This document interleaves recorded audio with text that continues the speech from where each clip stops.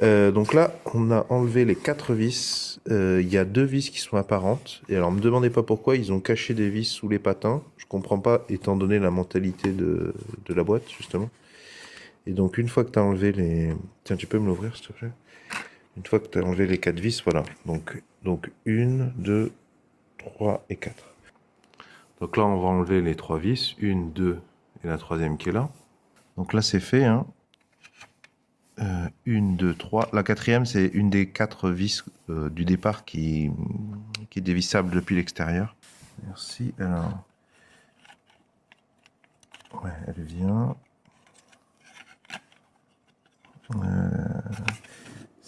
Ça, c'est des ports USB, donc je peux les enlever.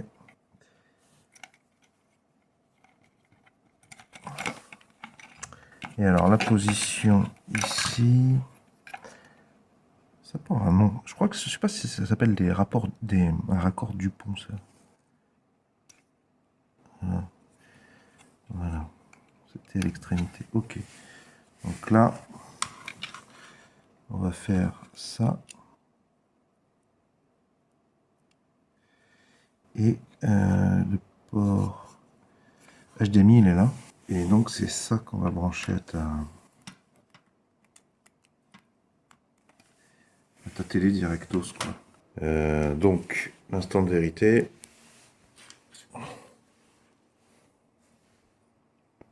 J'ai posé la carte sur un truc isolant, hein. La loupiote s'allume, c'est normal.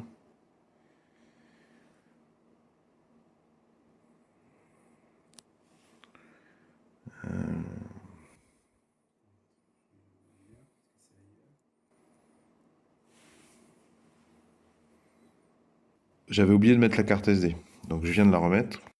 Deuxième test. Avec la carte SD, c'est mieux. Ah, on a du vert là qui s'allume. Ça vient de se... Ça a été assez long à s'afficher, hein. Attention. Ouais, ça frise ici. Alors, précision, cet écran qui fige là, c'est apparu après une mise à jour. La console fonctionnait bien, c'est après une mise à jour qui s'est pas terminée proprement apparemment.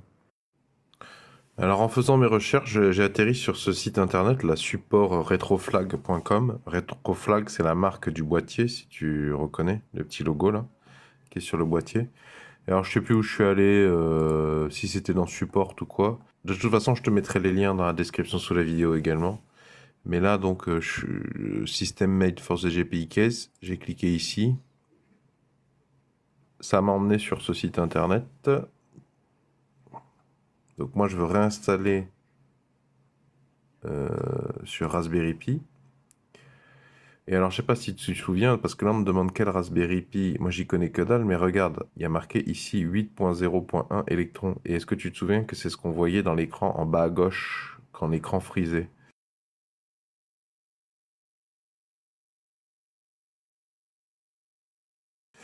Du coup, c'est ça. C'est parti pour le téléchargement et l'installation de Recalbook. Donc d'abord, il faut télécharger et installer Raspberry Pi Imager. Ok, donc moi je vais passer par Linux. Ah, ça lance un paquet Debian. Donc là, on est dans mon dossier téléchargement. Voilà le fichier que je viens de télécharger. Clic droit, ouvrir avec installation.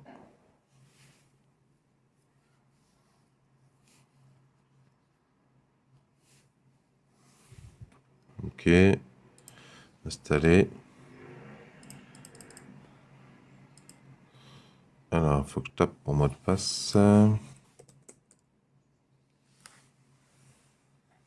Impossible d'installer RPI Manager. The following package have unmet dependencies. Alors écoute, j'ai trouvé un autre site internet qui explique comment installer RPI Manager. Donc, parce que de ce que j'ai pu comprendre, c'est ce paquet qu'on cherche à installer ici.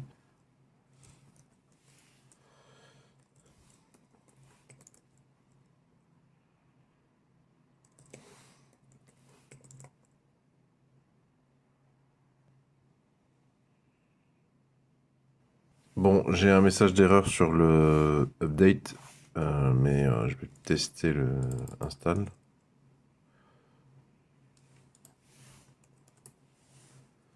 Donc j'ai trouvé ce site internet qui t'explique comment installer en ligne de commande RPI Manager, le nom du paquet. C'est en passant par Snap. Donc moi j'ai fait ces deux commandes là, sudo apt update et install snapd, mais je l'ai déjà. C'est marqué ici snapd est déjà la version la plus récente. Donc je vais faire ça, CTRL C. Ok, télécharger, voilà, ça télécharge apparemment.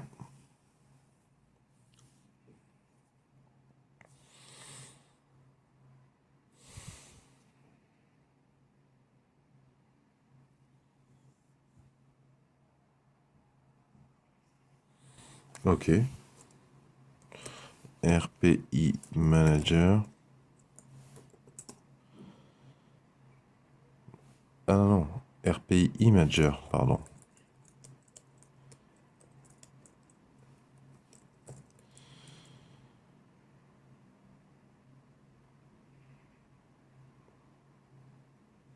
Ah, choisir l'OS, ok. Oui, d'accord, d'accord. Donc nous c'était Raspberry Pi 2. Bon, il y a marqué modèle B, mais il n'y a pas de modèle A dans la liste. Choisir l'OS. Ah non, mais choisir l'OS. Ah voilà.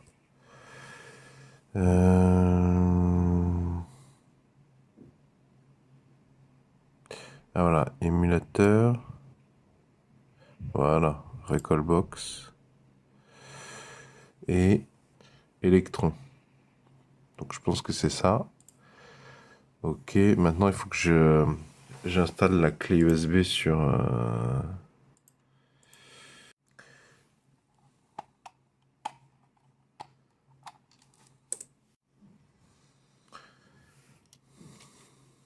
Alors si tu te demandes pourquoi j'utilise deux adaptateurs plutôt que de mettre ça directement, c'est que d'expérience j'ai moins de ratés.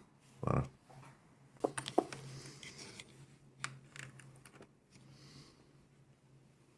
Alors j'ai cette fenêtre qui s'est affichée.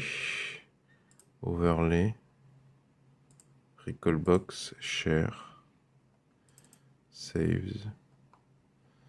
Ah. Bon, je pense qu'on s'en fout un peu. Je pense qu'il faudrait que je choisisse le stockage. Oui, il l'a détecté, génial. 250 Go, c'est bien ça. Mais je me demande s'il ne faut pas que je démonte d'abord.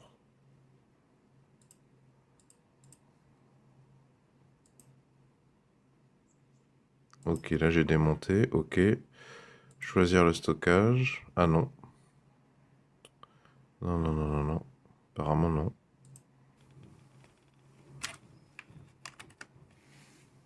Donc ça c'est de nouveau monté là. Choisir le stockage, voilà. Suivant.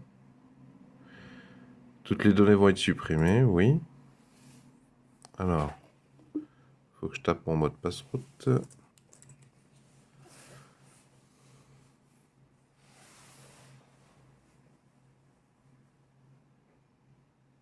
Bon, je vous récupère quand il y a des nouveautés. Nous en sommes à 99%, ça a pris, je sais pas, 5 minutes. Peut-être moins. Et ben voilà, ça a même pas pris 5 minutes la vérification. Donc je vais retirer la carte SD. Ok. Continuer.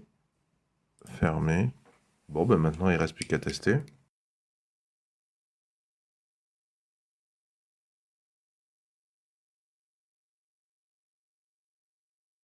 Bon, j'ai réinstallé le système sur la carte SD une deuxième fois.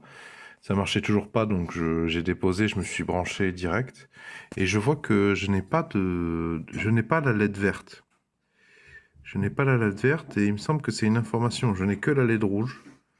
Ce qui voudrait plutôt dire que c'est alimenté ou alors autre chose. Je sais pas ce que ça veut dire. Moi, est-ce que ça veut dire qu'il y a un court-circuit? Mais alors, chose surprenante quand même, c'est que quand je vais dans source, vous voyez, ça s'affiche. Donc, il détecte bien Recalbox.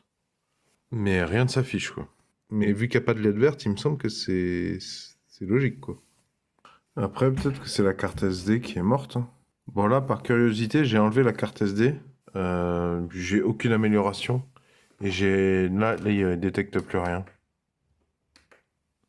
J'ai plus Recalbox. Après, une chose attire mon attention, c'est que là, c'est marqué Raspberry Pi 3 modèle B V12. C'est peut-être tout simplement que j'ai pas pris le bon système. Moi, j'étais parti sur l'idée que c'était une Raspberry Pi 2. Oui, les 2 fois précédentes, j'ai cliqué là, Pi 2. Mais alors, je vais tester, je vais refaire, mais cette fois-ci en cliquant là. Raspberry Pi 3 modèle B. Par contre, là, je suis à choisir le système d'exploitation. J'hésite, parce que moi, j'avais choisi, enfin, j'avais vu Electron. Mais là c'est sur le système d'exploitation, donc j'aurais plutôt tendance à cliquer là, quoi.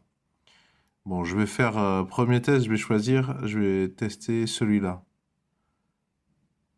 Non, mais non, je vais pas tester celui-là. Non, non, c'est marqué dessus, je vais prendre celui-là.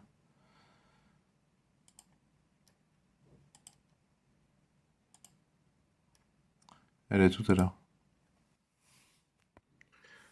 Bon, bah c'est mieux là, hein. Je sais pas si vous verrez bien parce qu'elle flash, mais déjà la LED verte s'allume.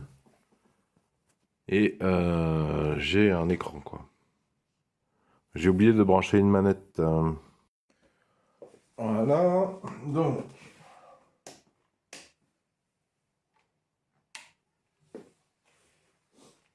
Est-ce que vous voyez quelque chose?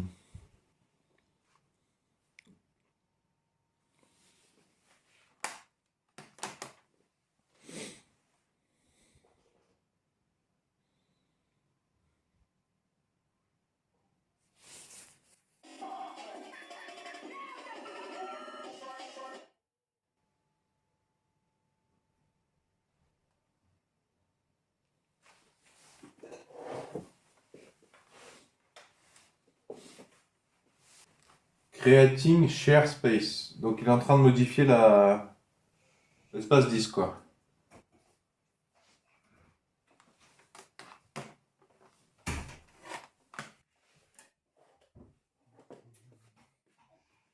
Non, pas par là, pas encore.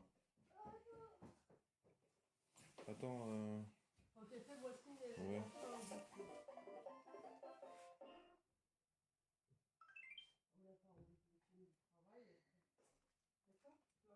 Désolé. Donc là, c'est plus Electron, c'est Pulsar, c'est la 9.1. Voilà, donc ça a l'air de marcher, hein.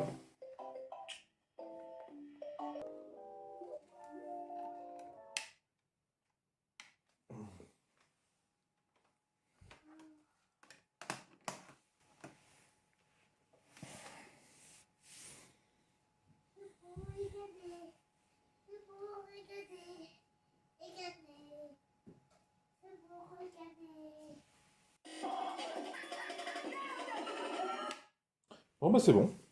Vous trouverez les noms et les références précises des outils que j'ai montrés dans cette vidéo dans la description sous la vidéo. J'espère que ce retour d'expérience vidéo pourra vous aider à trouver des solutions à votre problème ou au moins encourager les profanes à prendre confiance et à se lancer. Si vous appréciez cette démarche de partage de solutions, pouvez-vous mettre un pouce vers le haut, s'il vous plaît, pouvez-vous mettre un j'aime. Si vous aimez l'idée de réparer par vous-même un maximum d'appareils électroniques, électroménagers, électro-informatiques, etc., je vous recommande de vous abonner à la présente chaîne YouTube puisque c'est une des thématiques principales. Vont s'afficher justement à l'écran un rond, un rectangle et un carré. Le rond, vous cliquez dessus, ça vous abonne gratuitement à la présente chaîne YouTube.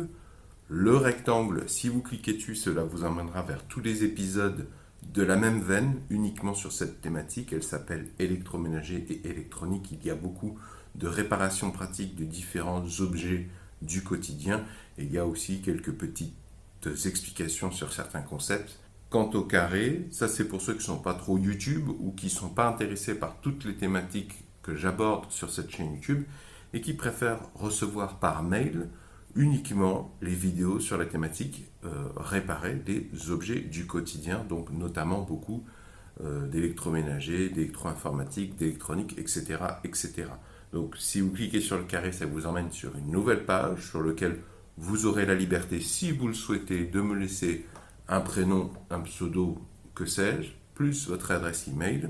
et je m'en servirai pour vous envoyer uniquement les futures vidéos sur cette thématique et réparer des objets du quotidien.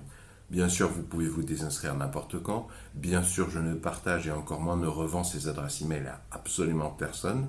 C'est dans le strict respect de la réglementation générale sur la protection des données. Et surtout, je ne garde pas les informations des gens qui se désinscrivent.